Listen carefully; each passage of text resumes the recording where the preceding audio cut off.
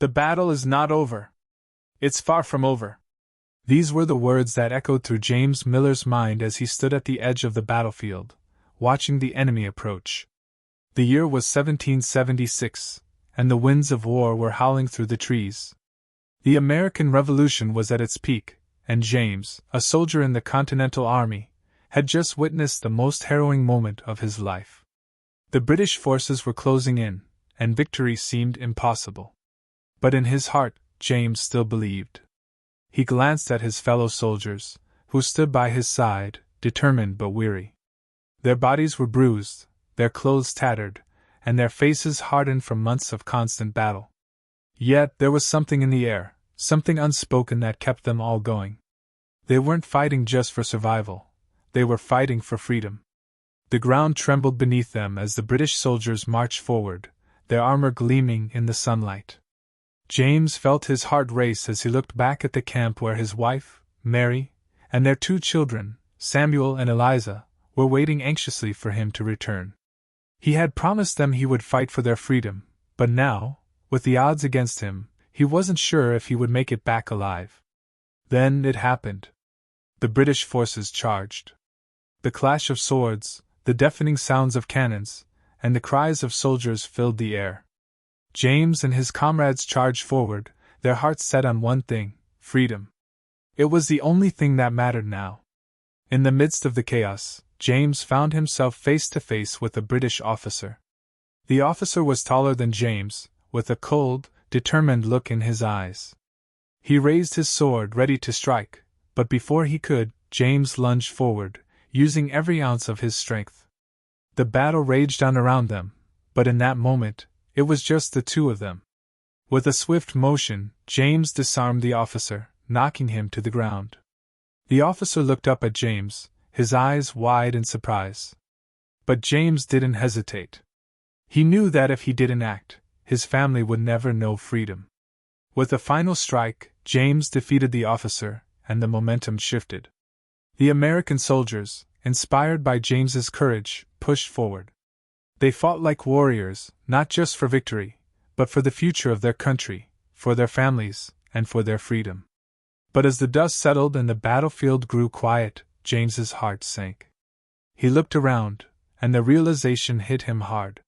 His comrades were scattered, some severely wounded, and others had fallen in battle. The victory was hard-won, but the cost had been high. Was it worth it? Would the sacrifices be enough to secure their freedom? Just as the thought crossed his mind, a loud cry broke the silence. A British cannon fired in the distance, and the ground shook once again. More troops were coming, reinforcements from the British forces. The battle, it seemed, was far from over. James turned to his fellow soldiers, and for a moment, the exhaustion and fear threatened to overwhelm him. But then he remembered why he was here: for his family, for the dream of a free nation, for the hope of something better. He wasn't just fighting for survival, he was fighting for the future. With the sound of the approaching enemy forces growing louder, James knew the next battle would be the hardest of all. Could they hold their ground? Could they survive another attack? The fate of the American Revolution, and the future of their country, rested on this very moment. The sounds of marching feet and distant cannon fire filled the air as James Miller and his comrades prepared for what seemed like an impossible fight. The British reinforcements were drawing closer, and the weary Continental Army soldiers had little time to rest. James's heart pounded as he looked across the battlefield, surveying the soldiers who had fought beside him for months. There were fewer of them now, and the once vibrant energy that had carried them through countless skirmishes had dimmed under the weight of exhaustion and fear. But even in the darkest moments, James found something that kept him going: the thought of his family, waiting for him at home. "We've come too far to turn back now," James muttered to his fellow soldiers as they prepared their weapons. "Our fight isn't just for us, it's for everyone who dreams of freedom." His words, simple but powerful, seemed to ignite a fire in the hearts of the men around him. They stood straighter, their resolve renewed. The British forces might be stronger, but they had something the enemy could never take away: the will to fight for a future where they could live free. The battle that followed was fierce. The British charged, their numbers overwhelming, but the American soldiers held their ground with everything they had left. The clash of swords, the roar of cannons, and the screams of men filled the air as the fight raged on. James fought with all his might, but with every passing moment, his strength began to wane. He could feel his body aching, his breath growing shallow, and his hands trembling as he gripped his rifle. But he refused to falter. He couldn't. Not now. Hours passed, and as the sun began to set, the tide of the battle seemed to shift. The British were pushing harder, but the Americans held on, their spirits unwavering. Then, just as hope seemed lost, a horn sounded in the distance. James's heart skipped a beat. It was the sound of reinforcements. American soldiers from a nearby camp had arrived to turn the tide of the battle. With the arrival of fresh troops, the American soldiers surged forward, their morale lifted. They fought with newfound energy, knowing that victory was within their reach. James led the charge, his eyes focused on the enemy lines ahead. He felt the adrenaline coursing through his veins as he and his comrades cut through the British defenses. In that moment he knew that this battle, this fight for freedom, was something worth every sacrifice, every struggle. And then, as if fate itself had finally smiled upon them, the British began to retreat. Slowly at first, but then faster until they were in full retreat, their forces breaking apart as the American soldiers pressed forward. The victory was theirs. The American flag waved proudly in the wind as the British forces fled from the battlefield, leaving behind a broken and defeated army.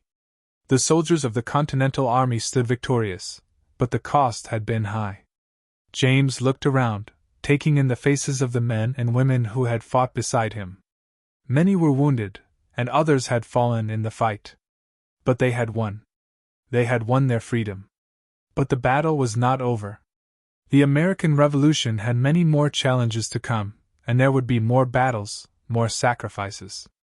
But as James stood tall on the battlefield, looking out over the land they had fought for, he knew something powerful. This victory was only the beginning. As the soldiers gathered their wounded and mourned their fallen comrades, James thought of his family again, his wife, Mary, and their children, Samuel and Eliza. They had not seen him in months, and there was still so much more to be done. But he had done his part. He had fought for their freedom, for their future. James turned to his fellow soldiers and raised his fist into the air. "We've done it!" he shouted. "We've fought for our freedom, and now we'll never give up. We'll keep fighting until this country is truly free." The soldiers cheered, their spirits lifted by the victory. They had faced insurmountable odds, but they had survived. They had fought for the American dream, the dream of freedom, equality, and the right to live without oppression. As James and his comrades marched back to camp, exhausted but victorious, a new challenge loomed on the horizon. The victory at this battle would inspire hope, but the war was far from over. Would the Americans be able to defend their freedom against the British forces in the months to come? And would the dream of a free America become a reality, or would it slip away in the face of future challenges?